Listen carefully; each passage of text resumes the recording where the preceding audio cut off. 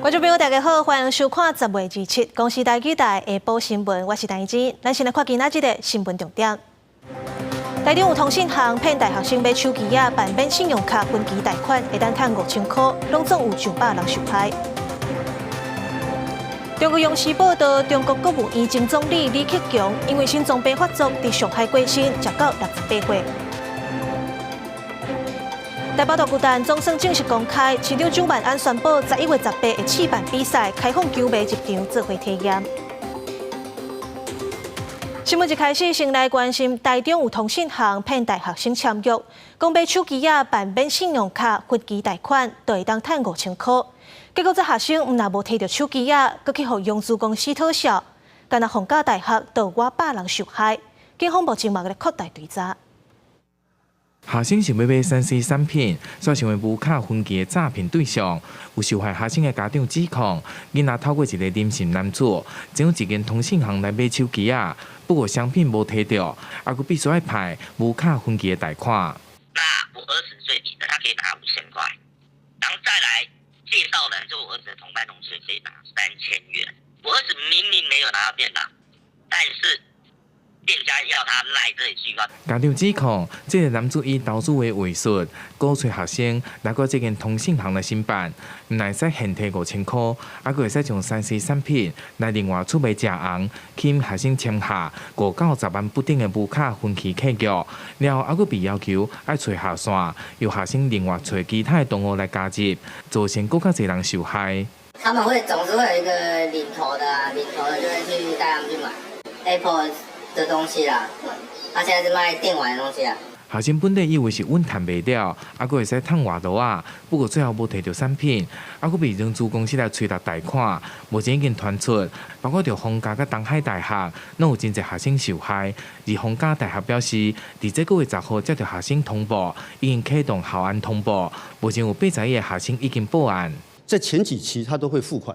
所以这些持续付款的过程中会清偿一些贷款嘛，所以清偿贷款过程中，同学觉得说，他觉得是没有问题的。我们警方已经掌握案情，在追查中。那目前也检具相关的资料，报请地检署指挥侦办中。警方表示，目前已经收到2间学校的学生报案，嘛锁定一个男子追查，已经扩大的侦办。除了会厘清契约的细节，男子是毋是有施以诈术，以及是毋是有其他被害人是后续清查的重点。记者台中综合报道。云林警方最近接到线报，讲有交警藏伫后背，挑工厝已经倒大 KTV 做掩护闪客查。警方2日半暝去敲，抓到经营交警的7个人，交卡49个人，现场佮查扣现金约200多万。专案目前是移送云林地检署侦办。已经无咧营业 KTV， 警方为后门的小门弄开后，发现内面估计40-50个人正咧跋筊，看到警方上门。都可以赶紧将赌金四界乱踢，但嘛是被云林的警方一查到。害怕钱被没收，所以在现场四处的沙发、夹缝处，还有身上、鞋子里到处的藏钱，然后总共查获抽头金达42万余元，另外没收的赌资有221万余元。总共查扣现金总共是264万。警方表示，10月初接到线报，有流动的赌场流传到后尾辖区，经过1日的报线和监视，发现这个赌场的负责人张贤向当事处主租用已经无咧营业的 KTV 场所，利用按时9点以后到下早的时间来跋筊，连住在附近的民众都无发现。他们利用这个歇业的 KTV 场所，可能就是这个处所。他们觉得比较安全，场地又比较大。原本这个 KTV 就是有一个利用那个舞池，来当他们在聚赌的地方。是阮的登记透早8点就来拢是安尼上下班所以平常时拢做真正常。无感觉什么异样呢？系啊。超过半年无咧营业 KTV 变赌场，搁可以避开一般民众的做事时间，大号完全唔知才有民众直接跋筊。警方出门后，将经营赌场中线相关等7人以违反跋筊罪移送云林地检署侦办。另外，赌客49人以社会化财法，继续用云林报道。新北新庄有一个高中生昨放学要转厝，过路口时险互奥多摆弄着。学生甲讲安尼违规，骑奥多摆煞举棍仔出来吓惊，佮出手共拍。学生的家长即阵是决定要严刑提告。一个高中生行伫花条线，奥多摆无让伊先过，差一点就弄着，继续行入去巷仔底。这个骑奥多摆的人凶凶扯扯的去甲伊理论，甚至起脚动手。小孩倒是没有对他谩骂啦，就只是跟他讲说他这样是违规。听到小孩子这样子反弹，他就停下车来，然后就从车子里面拿出一支甩棍，然后就走过来把小孩子挡在那个巷口。当去到发生冲突的地点，伫新北市新庄武圣庙后壁，现场是无交通号志的路口。学生因老爸指控讲，日来暗时6点外，因囝下课要转去，过车路的时阵，敢若讲无让过路人罚6,000。这个起诉就举棍仔缀伫伊后壁，尾手对面的甲伊摸落。被害人提出恐吓、伤害、妨碍名誉及毁损等罪，本分局依规定受理侦办。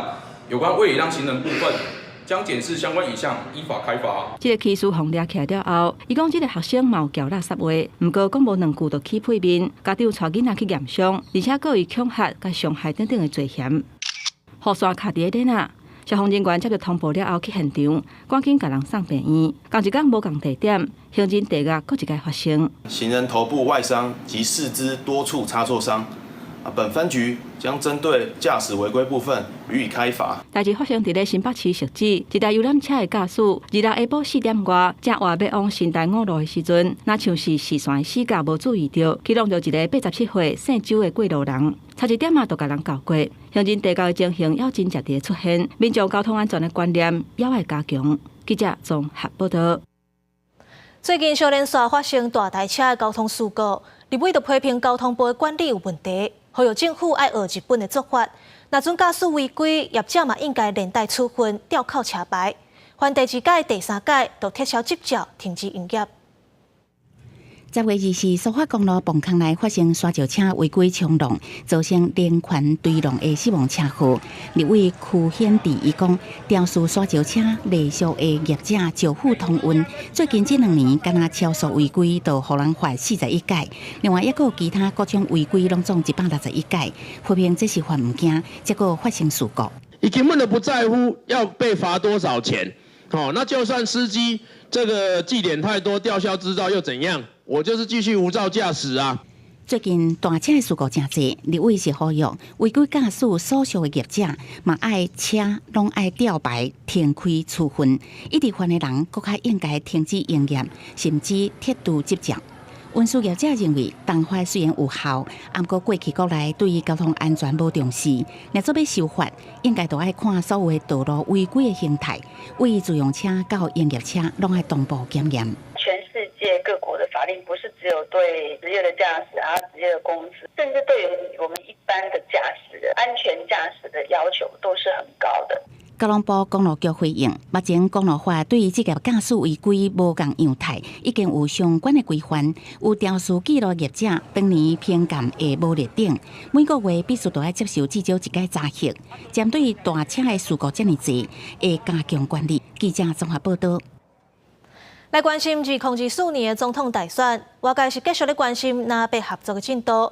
国民党侯友宜表示，本地今仔日要甲民众党的郭文哲政党协商，煞个延期啊。侯友宜甲郭文哲发声，讲唔通阁继续拖落去啊。若郭文哲是呼吁国民党，应该想看卖安怎推出上强的人出来参选。2024大选剩78天就要到啊。国民党总统参选人侯友宜公布主题政策，包括公体多元6项措施，由于升价有厝通住，主动炒房稳定厝价。途径升级有保障4大主张，发出要达到居住正义甲120万户，推动公有地上权主体。不过外界也是持续关注南北合的进度。侯友宜讲，甲民众党郭文哲讨论，到尾政党协商，整整过10天。伊讲原底27要协商，煞个延期。伊甲郭文哲话讲，唔通去拖。你先把总统的方式先跟政党赶快做决定，我一定在政党协商的过程当中，不是你要不要排除我，我是最重要的角色。郭文哲找专家学者讨论组联合政府的可能性，认为安尼才会当互小党空间，减少政治对抗，增加政策的延续性。对政党协商，高文地回应讲，伊同款希望会当赶紧有结果。如果这个总统没有合作，其他都不用谈。这个就是典型的用个人的利益去绑架全体的利益。我的战略目标是赢得总统大选嘛，我也希望国民党用这个思维来决定他的战术跟战斗。因若要拼独立参选的郭台铭，连续5天无公开行程，不过伫人面册铺文，甲支持者发声，连续进入上尾阶段，希望聚集正人的力量。因若民进党参选人赖清德是以副总统的身份出席台湾资本市场论坛。那我们一定要稳定的供电给这些企业，但是我们希望能够用科技协助这些2万多家的公司能够进行节电。赖清德嘛特别表示，希望推动能源转型，甲建立产官学研究平台，执行企业甲民间深度省电计划。记者综合报道。等30外冬，台北大巨蛋总算要试营运啊！台北市长蒋万安亲身公开，嘛宣布11月18要试办比赛，会开放球迷入场。有球迷就烦恼讲，这白色的椅仔甲球的色水相换，会影响球员的表现。不过阮雄表示，国外有用过即色的椅仔，敢真是会有影响，爱看选手到时反应。台北市长蒋万安徛起投手区亲身开箱大巨蛋，台北市建管处20核准大巨蛋的使用执照，11月就要开始试营运。大巨蛋启用要到啊，针对民众认为球场大荧幕伤细，阮雄是表示，荧幕的寸尺是全台湾上大的，保证着未来会当搁做调整。实际入去场内，椅仔的色水是乌白交叉，有球迷是烦恼。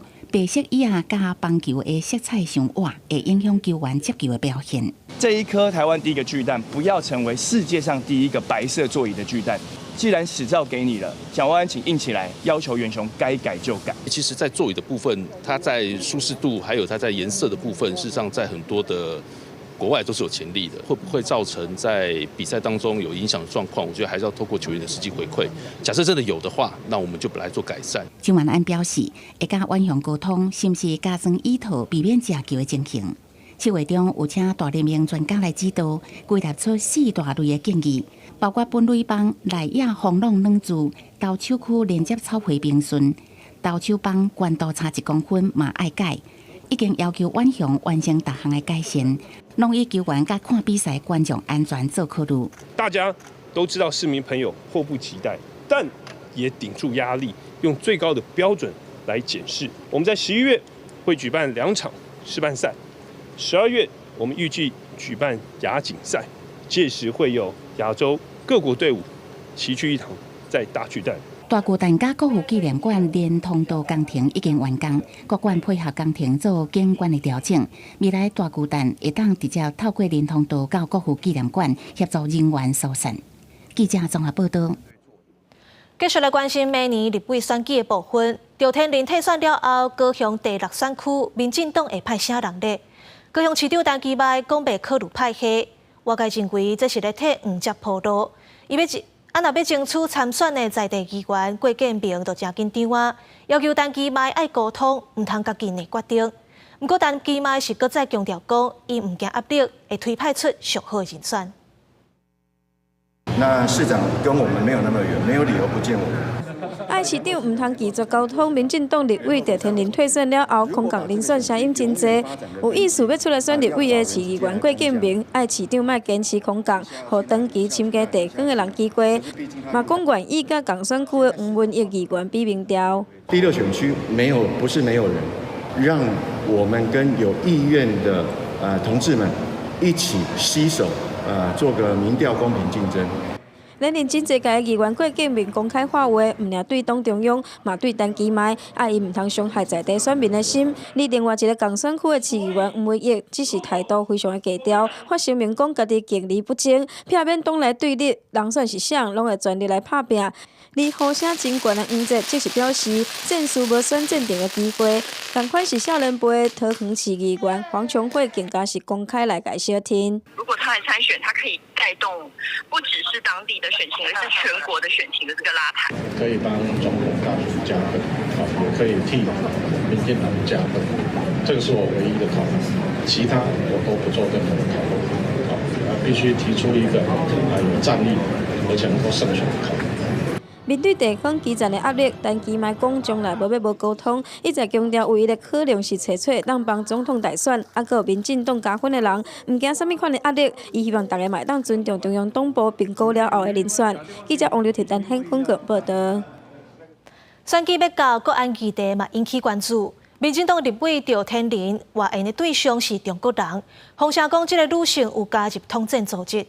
行政院副院长郑文灿嘛传出甲查某去饭店影片，这两案检调拢已经在调查。行政院长陈建仁表示，代志查清楚进前，唔通风声放影。另外，昨有中国的山东男通过巴士海峡，搁有一只无人机顺时钟驶台湾。外团民进党立委赵天麟偷窃新闻的对象，捌入去中国统战组织，互人质疑有强谍疑虑。高检署已经分他一案调查。另外，网络伫流传好亲像行政院副院长郑文灿甲女性入去饭店的影片。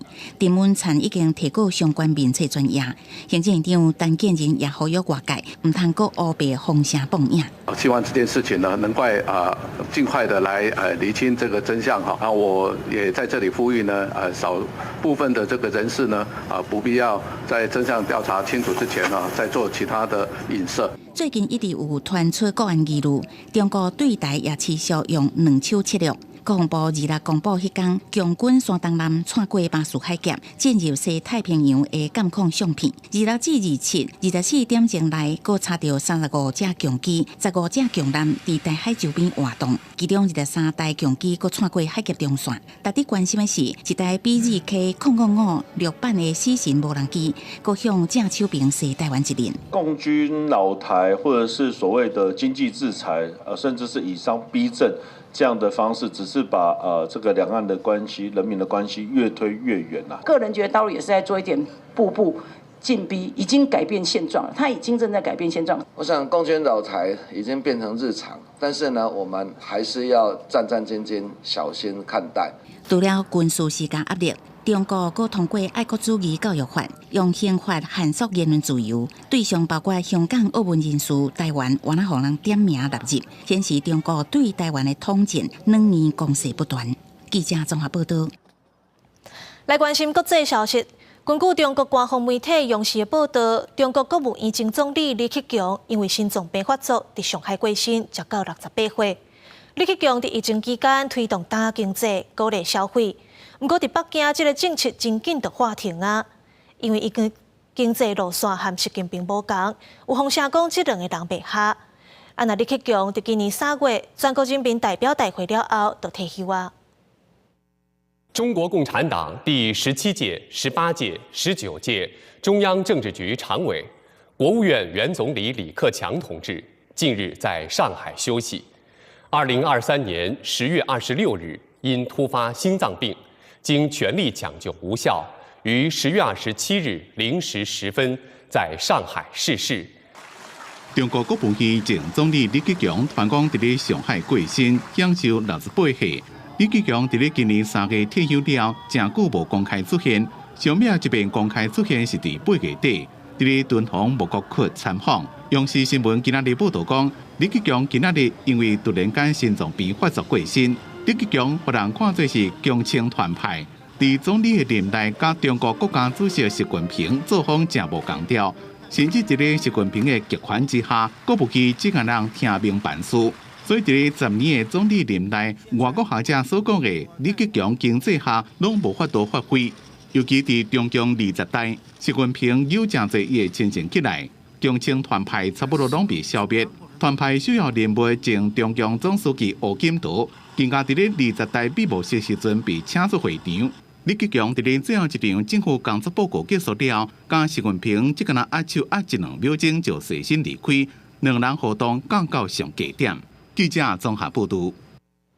中国外交部长王毅访问美国，和美国国务卿布林肯见面，呼吁中美就应该爱恢复对话，无应该比谁的手骨较粗、较红声就赢。外界认为，王毅这抓起真有可能是咧替11月 APEC 拜登和习近平见面来铺路。中国外交部长王毅展开为期3天的华府访问行程，20暗时先甲美国国务卿布林肯会谈。王毅表示，中美两国爱恢复对话，两国的关系已经登去到稳定发展的轨道顶端。双边关系中总会有这样那样的杂音，但是我们淡然处之，因为我们认为判断是非的标准不是谁胳膊粗，也不是谁嗓门大。苏落来，王毅跟甲白宫国安顾问苏利文会谈。美国总统拜登有可能接见王毅。去年8月，迄个时阵的众议院议长佩洛西访台了后，中国宣布甲中美军事沟通的管道关起来。白宫希望透过这摆会面，会当重新启动沟通的管道。But it will also be an opportunity to explore ways in which we can continue to keep these channels open and to try to get open the military-to-military channel communication, which is still closed. 王毅这摆访问，互人看作是咧帮助美中关系回温，嘛有人认为是咧替中国国家主席习近平参加11月伫旧金山举办的 APEC 头人峰会，也有拜习会来铺路。They have been very kind of tight-lipped about the possibility if Xi and Biden will meet. I think there are desires on both sides to meet, but then I don't think they're ready to announce it. 安那加州州长纽森目前伫中国进行为期1礼拜访问，伊是4年来头一个访中国的州长。纽森26时去万里长城游览，嘛出席气候变迁会谈，呼吁美中合作对抗气候变迁造成的极端气候。纽森已经伫25时拜会习近平，两人伫人民大会堂会谈大约45分钟。记者综合报道。美国缅因州发生枪案，造成18人死亡，13个人受伤。警方嘛公布现场的相片，有一个查甫人手举步枪，犯案了后塞车逃走，目前还未抓到人。美国总统拜登下令雷半旗哀悼，那联邦调查局 FBI 嘛到现场协助调查。路拢空空，无人也无啥车，所有店拢关起无营业。警方伫咧路的菜路上清查可疑的车辆。美国缅因州第2大城路易斯顿25案发生枪击案，造成严重的死伤。当局表示，凶手是美国陆军后备役士官，去年热天捌伫咧精神病接受治疗。Makes it a lot harder to, wrap your head around that somebody could just go out, having mental issues, whatever. I deal with mental issues every day, and it's not one of the things I would think to do, It's heartbreaking. 警方公布犯罪现场的相片，40岁正手卡着穿着土色的外套，手拿一支半自动的步枪，伫案发了驶一台白色的车逃走。警方封锁全市，叫民众无必要迈出门，出动大批警力抓人。I'm profoundly saddened to stand before you today to report that 18 people lost their lives and 13 people injured in last night's attacks. This is a dark day for Maine. I know it's hard for us to think about healing when our hearts are broken. 美国总统拜登下令白宫甲所有政府机关降半旗向遇难者致哀。联邦调查局的警员也到现场协助调查，并且提供战术支援。白宫也发声明，呼吁国会通过法案管制枪击。The House has a new speaker. Who he said he's ready to get to work and to find common ground. Now is the time. Now is the time to find common ground. Let's work together to ban assault weapons and high-capacity magazines. CNN 上新的消息指出，警方已经发现这台白色的车，并且伫咧超车内时阵发现一支枪，正伫咧调查是毋是犯案的枪。公司新闻张伟林、张建光编辑。以色列甲哈马斯继续咧相战，卡达半岛电视台的特派记者伫加沙战区现场连线时阵接到消息，讲伊的某囝佮有伊的孙因为以色列空袭不幸过身。这个特派记者嘛接受访问，讲伊若佮有一口气，就会坚守记者的位，对以色列行为袂激烈点。半岛电视台加沙首席特派记者打赌边仔有亲友家菜，跍伫咧过身的囝孙，也个看守的边仔，心情真悲伤。自从以色列经过加沙地区民众向难民避难了，打赌的出来人就迁到中部的努塞拉特难民营。25因大所在受到空袭，离规个拢倒来。消息传来了，大都正伫咧其他所在进行连线报道，失去看守15岁后生、7岁查某囝，加18个月大的孙，大都的心情是真悲伤。ماذا فعل الأطفال؟ يعني هذا بنك الأهداف اللي بيتحدثوا عنه. ناس جابوهم قالوا لهم هنا آمن المنطقة، جنوب الوادي آمن، اجوا عند قرايبنا. 53岁大都是加沙人，担任半岛电视台加沙地区的采访主任。几多年来，记录加沙地区真侪冲突加战事，报道加沙民众的困境，是中东地区真有名的资深记者。以下冲突以来，大都一直拢留伫咧加沙市。这边空袭造成24位血亲，连同5位亲人死亡，和加沙地区民众情绪真激动。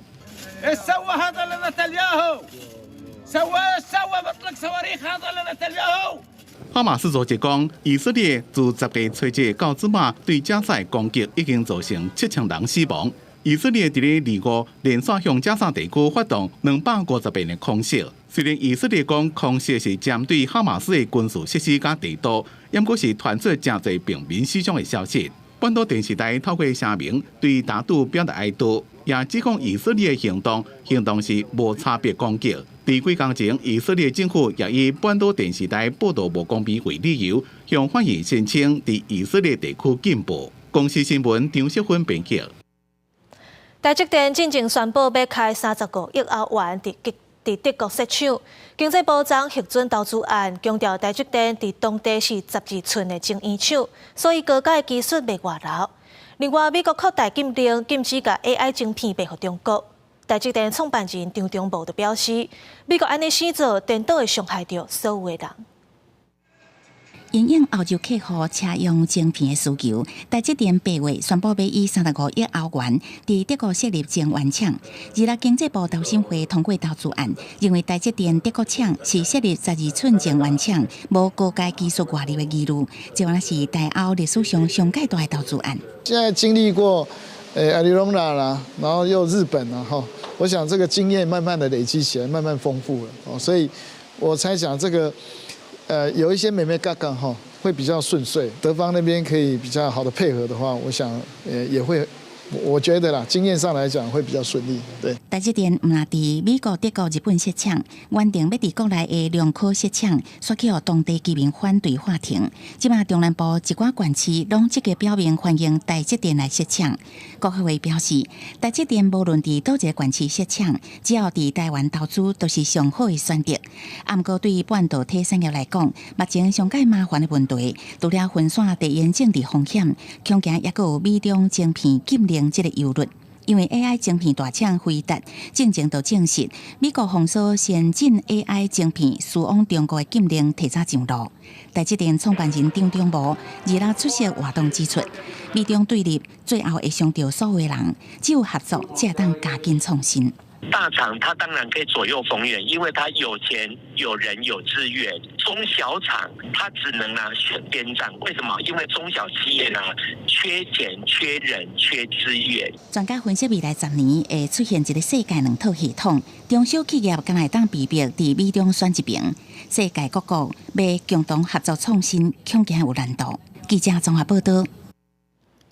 有3间固体再生燃料 SRF 发电厂要进驻桃园科技工业园区，引起观音的居民反弹。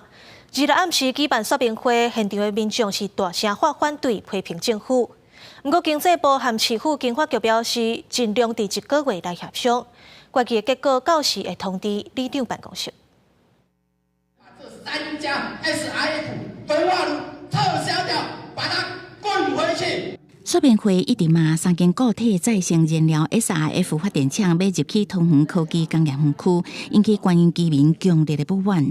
大潭里长片面从事大骂政府实在真可恶，佮批评桃园科专区的宽屏，政府若讲要核准厂商，安尼都唔免佮宽屏，敢若甲大潭里民当作潘啦。当然激动啊 ！SRF 说难一点，它就是一种焚化炉啊。它是烧垃圾发电，如果连台电、工厂全部营运的话，我们大潭里就有30多支的烟囱。说明会中央甲地方是各人讲各人的。经济部讲，当初考虑会当立管废弃物，阁会当有效利用热值，毋再推荐无强制力。地方政府若是感觉无适当，会使放管。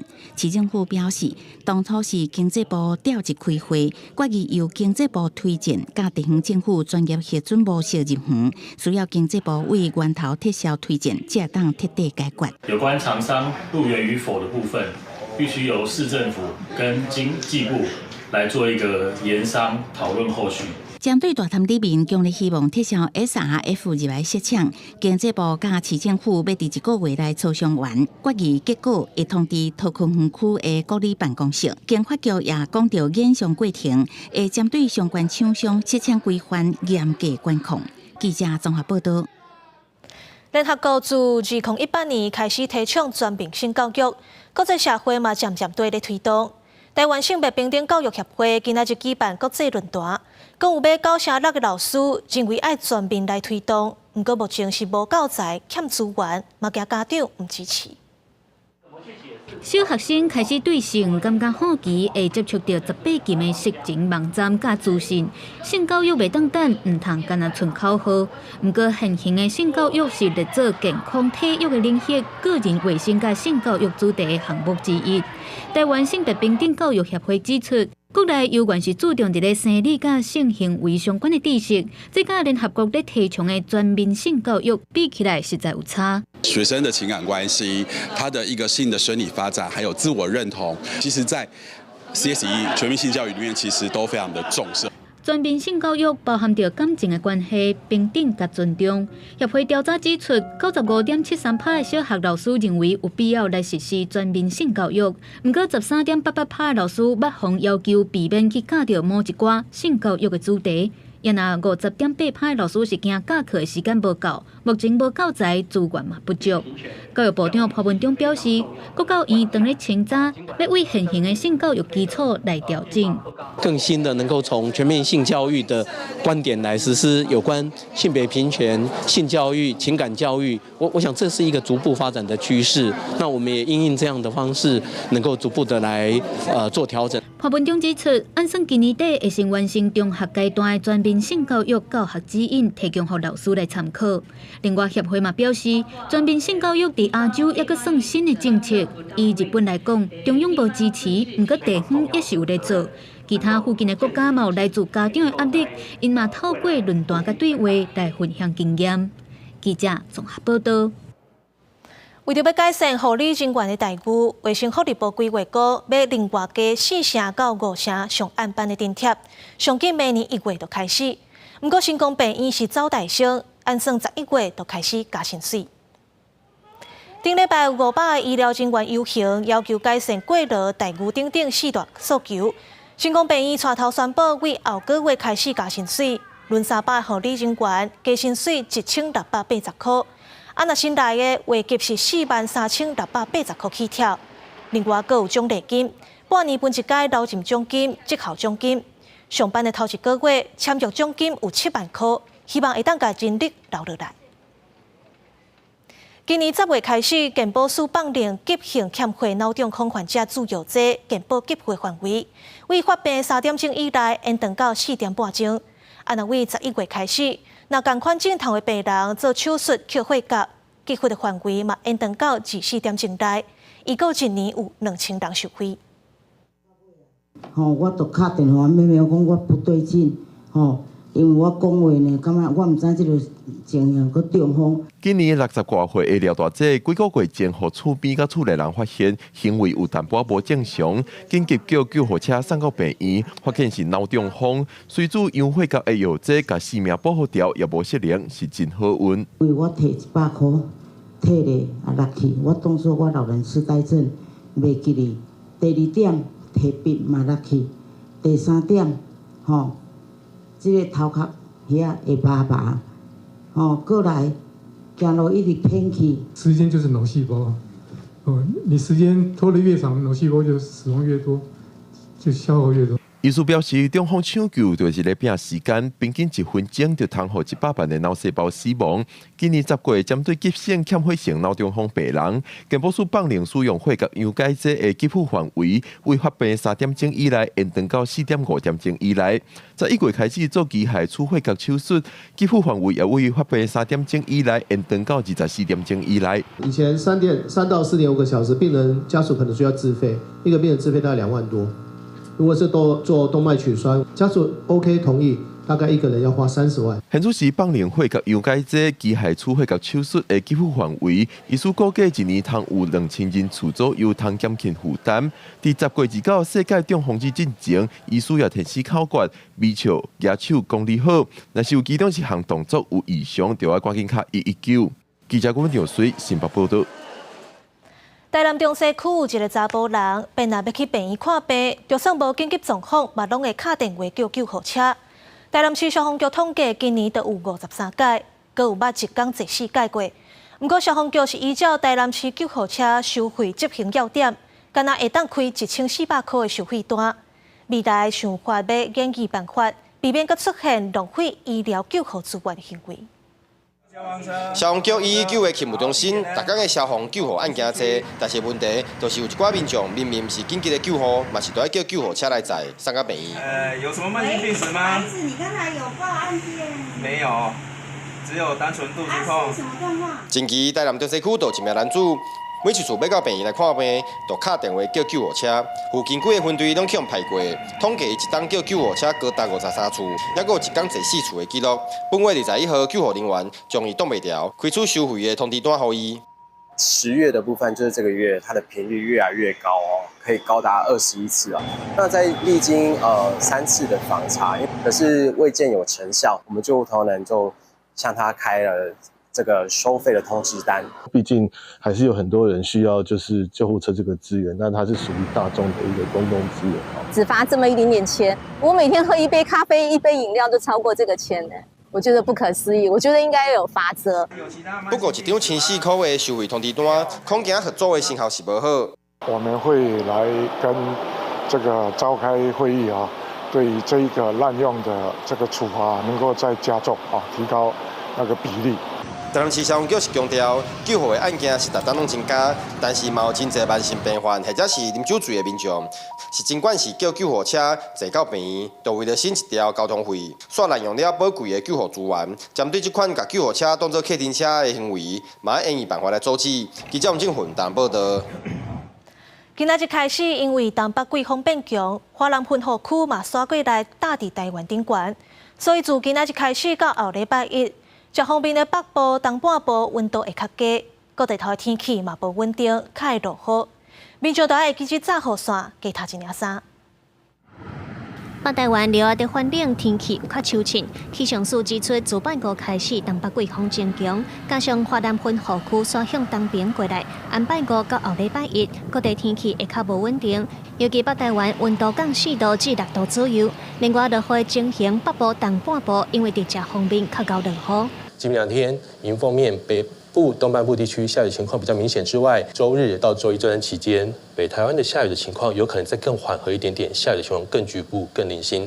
不过中南部地区尤其要特别注意，在中午过后到下午这段时间，下雨几率也都是比较偏高一点的情况。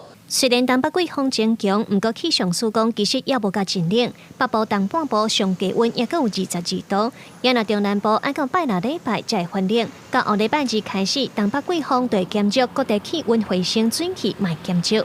整体来说，中南部可能都还是维持在26到28度的高温的情形，各地都还是要留意这段时间，早晚一定是比较偏凉。北台湾地区整天都是比较偏凉的情况。最后，气象署嘛提醒讲，受到东北季风的影响，桃园到彰化、恒春半岛，也有外岛地区可能会透强阵风。另外，伫台湾海峡这边的海涌会较大，请民众要加注意。记者卢尚如、曾俊佑台北报道。交通部暗算伫宜兰外澳福德港到乌石港的路段起自行车道，不过为着要避免有人会走入去私人土地，所以有一寡路段会降低宽度，上深有3公尺。这在地居民都不满，认为这款路会有海水入去，等于是白了工浪费钱，民众的性命安全嘛危险。不过公路局表示，就算路降低啊，海水嘛拍袂过来，无安全的问题。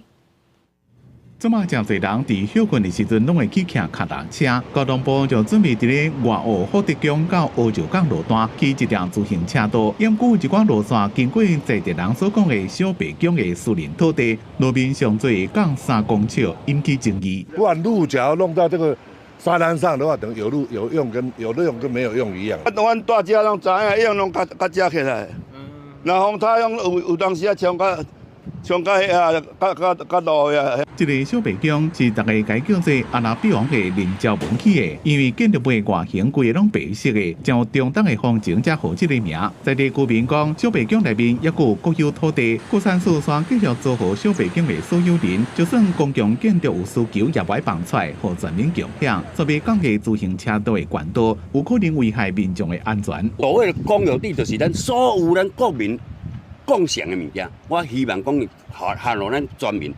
外澳里的里面27载起参加公路总局办的第一场自行车道兴建说明会，强烈希望卖降低自行车道的路面。是我们本身有计算过那个本身那个高潮线，那这部分没有潮汐安全的问题了。 根据公路局的规划，新起的自行车道长差不多465公尺，会连接附近6公尺宽不花顶头的车道。要无经过小白宫顶私人土地时阵，路面的宽度会自6公尺，上最降至3公尺，结果慢慢爬升到4-5公尺宽。公路总局表示，路面降低了，以外是悬过满后时阵的海平面，维护安全的义务，会继续甲居民沟通，让自行车道会当顺利完工。记者综合报道。 后认定做世界10大困难的赛道，台湾 KOM 自行车登山王国际赛27伫花莲举办。这届拢总有37个国家700多位选手，为七彩潭出发了后，骑上海拔3000多公尺高的武岭。这嘛是自疫情了后，上济外国选手报名一届。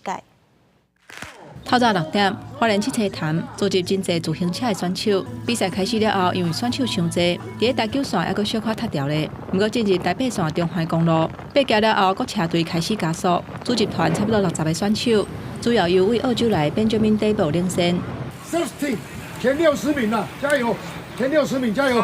大会表示，今年这场台湾 KOM 自行车登山王国际比赛，市场疫情了后，国际选手来台湾参加的人数上济一届，拢总有776个国内外自行车的选手创下历史新高。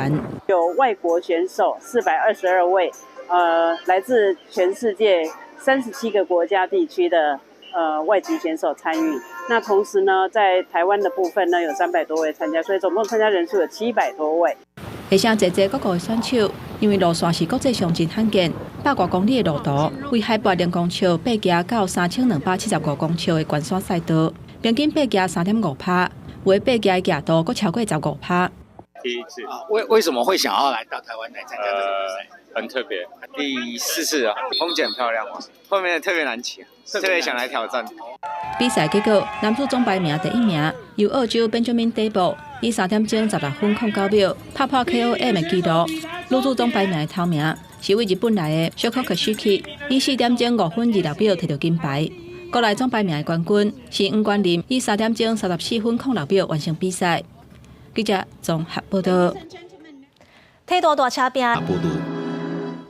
真侪台湾人食饱拢爱食乌骨鸡，不过国内主要生产乌骨鸡凯雄公司发现乌骨鸡色水变浅，引起消费者的疑虑无爱买，所以凯雄公司就甲农业部合作来培养新的品种，这毋但解决问题，嘛提升卵成的生卵率。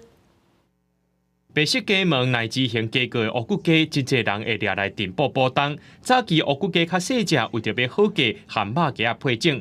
虽然肉有变质，毋过鸡皮色水变浅，甚至是较接片规大变白，防当作是有问题退货。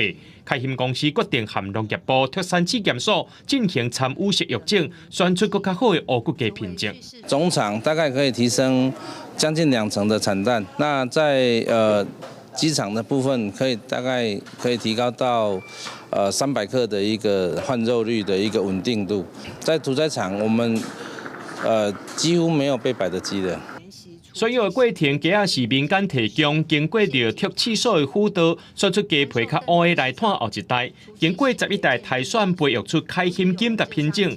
脱刺所表示，因为国内饲鸡产业经济基础无够大，大部分的业者拢无愿意投入成本悬、时间搁拖长的育种。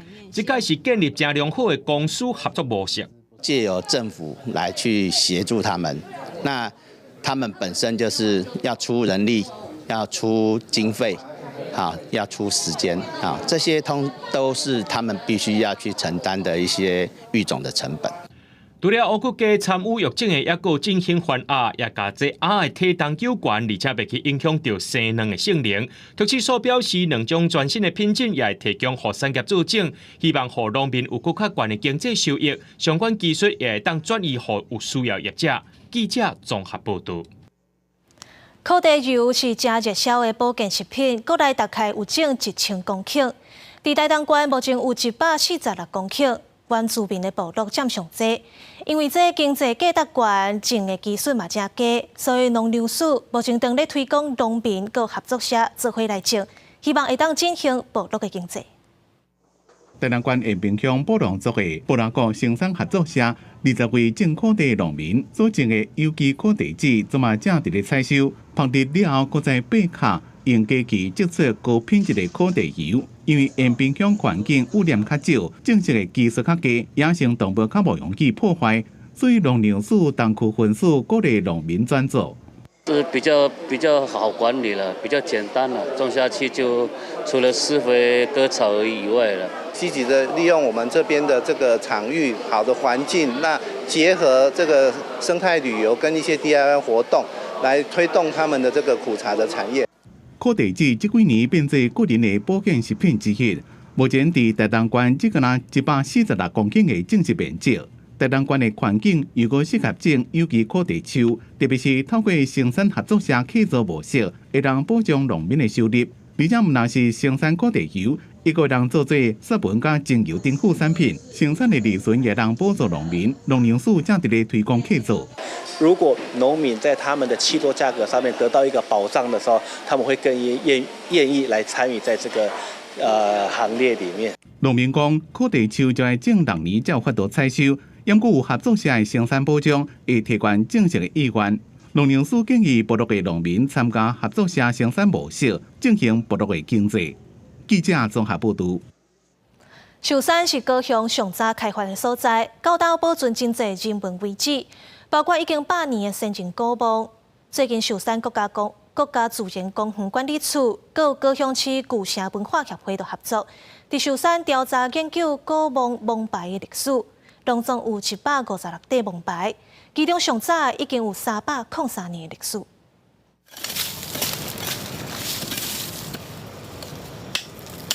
老师摕到工具，哪解水哪凹图，因就是安尼从大地图内底木牌挖出来。查选有真侪100年古墓，其中上早木牌是伫清朝，到今已经有303年。因为寿山是高雄上早有自民住落的所在，包括平埔族甲汉人移民来台，所以这嘛是高雄市目前知影清代上早古墓。老师认为古墓是见证移民历史，真有研究的价值。1720年哈。啊，还有一个1722年，这两个是迄个上早的吼，就清朝抗议的节目。迄个寿山早期吼，迄个咱有一个叫做迄个岳林古道吼，这大概就是清朝最早的时阵，咱北部族的人伫行的这条迄个山吼。这摆寿山国家自然公园管理处甲高雄市旧城文化协会合作将近1年时间，拢总查到156门的木牌，不管是北部族、荷兰、清朝，也是日本时代的木牌拢有。其中战斗时期的上侪有107个，因为时代变迁，木牌形式拢无同。你讲较早的是平埔啦吼，平埔族的时代，啊到荷兰到咱的这个清朝。啊，以及到日本时代吼，每一个这个时代的这个古墓的形式吼，还这个墓葬的这个形式吼，拢无啥共。这嘛是寿山国家自然公园管理处头一摆公开古墓普查资料。其实传统墓葬已经渐渐消失，透过调查甲考古的资料，会当将历史遗迹来保存。过去家人的墓仔埔，即马拢是珍贵历史文化。记者钟义辉、邱昭勇高雄报道。天气报你知，下晡报的天气变化，做伙来看各县市的详细资料。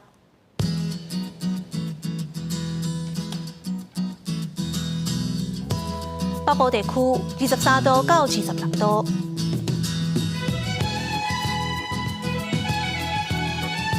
中部地区24度到28度，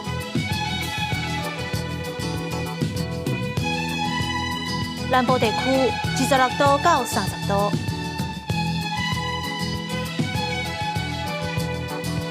东部地区23度到27度。外岛地区22度到27度。感谢你收看今仔日的下晡新闻，我是陈怡真。后礼拜一下晡3点，咱再会。